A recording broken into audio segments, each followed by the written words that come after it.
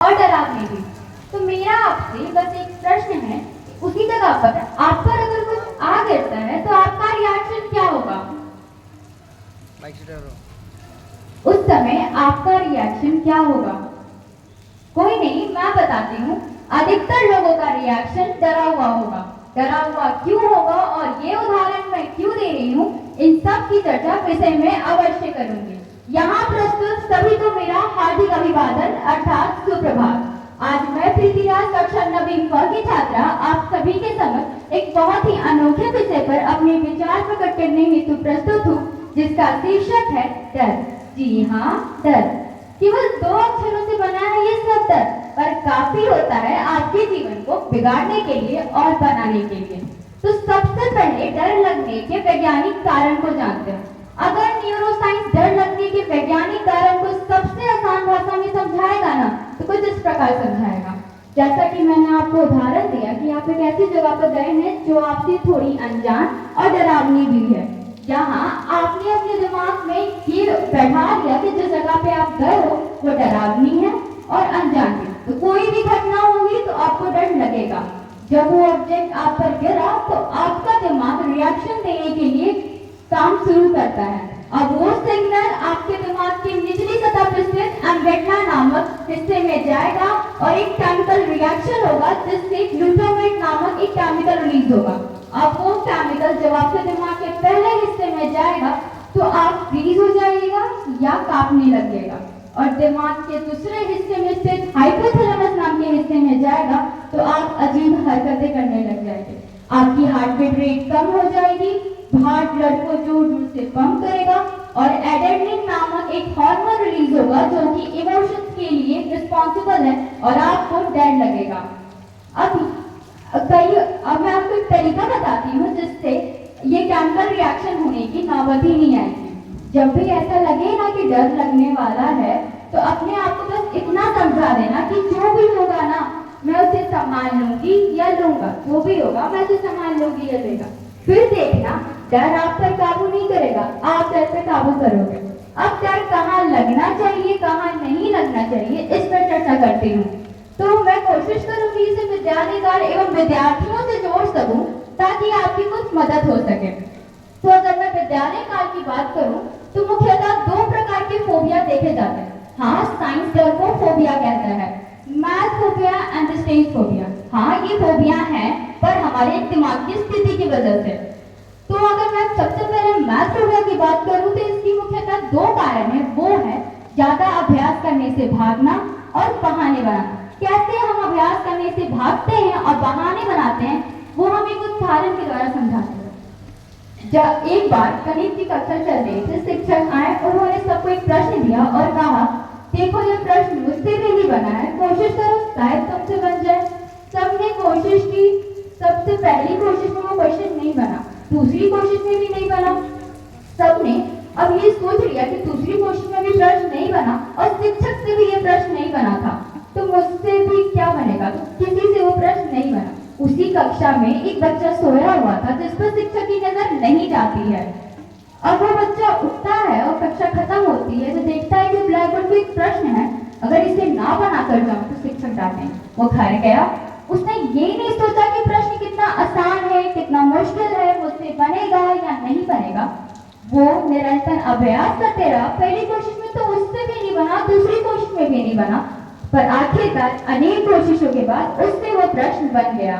वो अगले दिन स्कूल गया, उसने शिक्षक को प्रश्न को दिखाया। शिक्षक बड़े आश्चर्य होकर पूछते हैं, तुम तो क्लास में सोए रहते हो, तो ये प्रश्न तुमसे कैसे बन गया, बाकी बच्चों से तो नहीं बना। उसने बड़ा अच्छा जवाब दिया कि सर मैंने ये नहीं सोचा कि ये प्रश्न कितना आसान है कितना मुश्किल है, मुझसे बनेगा या नहीं बनेगा, मैं बस ये सोचता रहा कि मुझे ये प्रश्न बनाना है, मतलब बनाना है, और मुझसे ये प्रश्न बन गया। तो इसी कहते हैं पावर ऑफ माइंड। जो अपने माइंड को इंस्ट्रक्शन आप देते हैं वो वही सुनता है। अपने दिमाग को उस किचन में रखी नाइफ की तरह समझ लीजिए कि जितना रखा रहेगा उतनी धार कमजोर होगी और जितना यूज में आएगा उतनी धार मजबूत होगी। तो आगे आप खुद समझदार हैं। अब मैं स्टेज फोबिया पर चर्चा करती हूँ। तो स्टेज फोबिया की मुख्यतः 2 कारण है। पहला, पहली कोशिश में ही गलतियां करने से डरना, और दूसरा, झुंड में खड़े लोग मेरे बारे में क्या सोचेंगे। तो जब भी ये विचार मन में आए ना, तो अपने आप को बस इतना समझा देना कि पहली कोशिश में अगर गलतियां होती भी है ना, तो कोई बात नहीं, क्योंकि जब एक सक्सेसफुल मैथ भी 0 से शुरू होता है, तो मैं पहली कोशिश में गलतियां करने से क्यों डरूं। और जब ये विचार आए कि लोग क्या सोचेंगे, तो इतना बता दो किसी के पास समय नहीं है कि आपके बारे में कुछ सोचे। सोचना तो आपको खुद के बारे में खुद ही है। और दूसरा, अगर किसी ने मजाक बना भी दिया, तो बस इतना याद रखना, जिसका मजाक बना है ना, उसी ने इतिहास रचा है। जिसका मजाक बना है, उसने ही इतिहास रचा है। अब ये तो मैंने तीस फोबिया की चर्चा कर दी। अब आप सबके जीवन में ऐसी परिस्थितियां भी आ सकती हैं, चाहे छोटे हो बड़े, और आपको डर लग सकता है उन परिस्थितियों का सामना करने में। तो मेरी कुछ 4 लाइनों को याद रखिएगा। यूं तो मुश्किलों से भाग जाना आसान होता है, यूं तो मुश्किलों से भाग जाना आसान होता है, जिंदगी का हर पहलू इम्तिहान होता है। डरने वालों को मिलता नहीं कुछ जिंदगी में, और लड़ने वालों के कदमों में जहान होता है, लड़ने वालों के कदमों में जहान होता है। अब ये तो मैंने सोचा था कि कहाँ डर नहीं लगना चाहिए। अब मैं बताती हूँ कहाँ डर लगना चाहिए।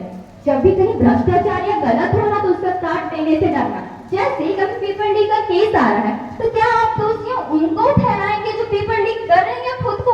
तो मैं बता दूं, खुद को। आप उसके कारण है कि वो भ्रष्टाचार हो रहा है।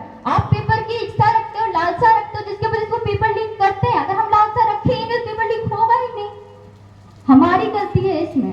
अब मान लो उस प्रश्न को जान के क्वालिफाई कर भी लिया एग्जाम के, तो क्या आप उसके लायक हो गए? कभी नहीं। एक बात हमेशा याद रखना कि कर्मा हमेशा लौट के आता है, इसलिए भ्रष्टाचार और गलत का साथ देने से हमेशा डरना। और दूसरा, जब किसी बड़े का अपमान कर रहे हो ना, उस समय डरना। और तीसरा, वो माता पिता जो खुद से भी ज्यादा भरोसा तुम पर करते हैं ना, उनके भरोसे को तोड़ने से डरना। और चौथा, सबसे ज्यादा डर तो आपको उस समय लगना चाहिए ना, जब आप इतने अनमोल जीवन को किसी छोटी मोटी परिस्थितियों की वजह से त्यागने पे आ जाते हो। अब आपको अपनी भावनाओं पे काबू तो खुद ही करना होगा।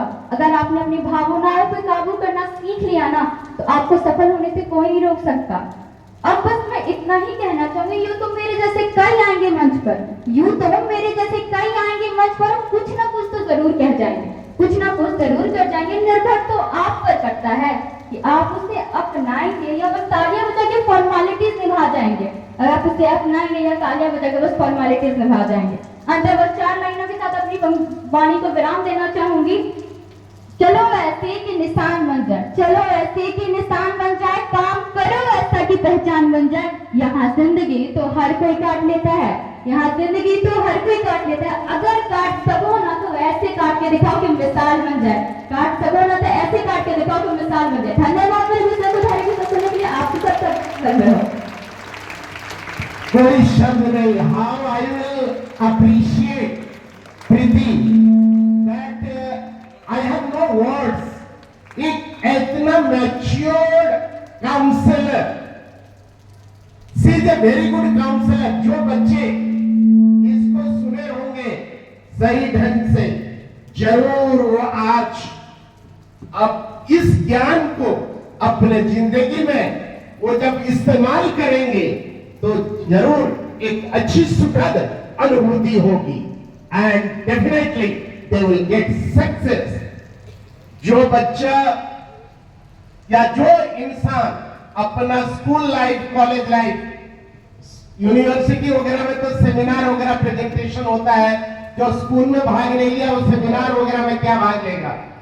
तो जो बच्चा अच्छा public dealing, school is the platform, इसमें जो भाग लिया, सीसी एक्टिविटीज या गेम्स एंड स्पोर्ट्स या यहाँ पर असेंबली, मॉर्निंग असेंबली में जो भाग लिया, उसका स्टेज फोबिया दूर हो जाएगा। और स्टेज फोबिया कैसे दूर होगा, उन्होंने, प्रीति ने सारी बातों को बता दी। ये जानकारी बहुत ही, इट इज इन, मैंने व्हाट टू से, it is very very precious word that she has exchanged with you. And similarly, the phobia, 2 types of phobia that he explained, really, it is a miracle, wonderful thought that she has expressed before all of you.